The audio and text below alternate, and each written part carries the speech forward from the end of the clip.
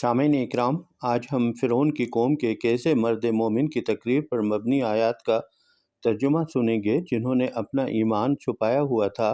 جب فرعون نے حضرت موسیٰ علیہ السلام کو قتل کرنے کا ارادہ ظاہر کیا تو انہوں نے اپنے ایمان کا کھلم کھلا اعلان کرتے ہوئے فرعون کے دربار میں یہ تقریر فرمائی۔ اسی مرد مومن کے حوالے سے اس سورت کا نام مومن ہے۔ اس تقریر کا ترجمہ یہ ہے۔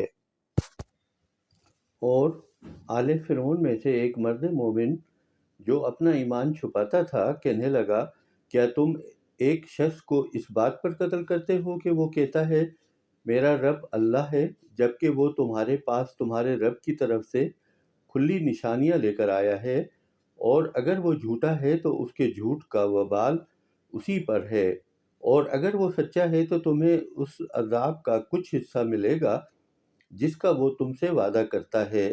یقیناً اللہ اس شخص کو ہدایت نہیں دیتا جو حد سے بڑھنے والا، کذاب یعنی بہت جھوٹا ہو۔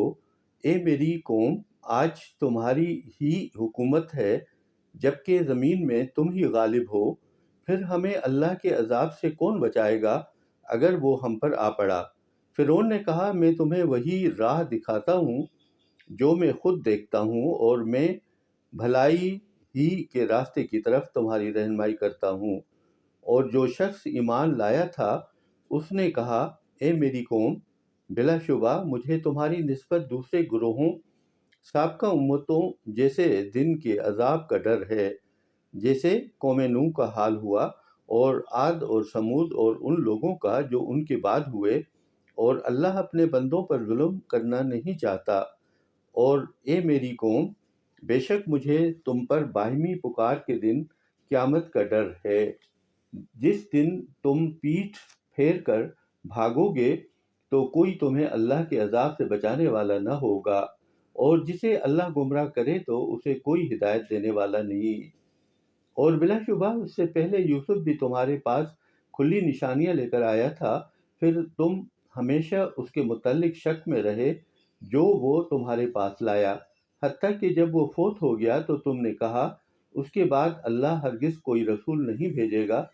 اللہ اس شخص کو اسی طرح گمراہ کرتا ہے جو حد سے بڑھنے والا، شک کرنے والا ہو۔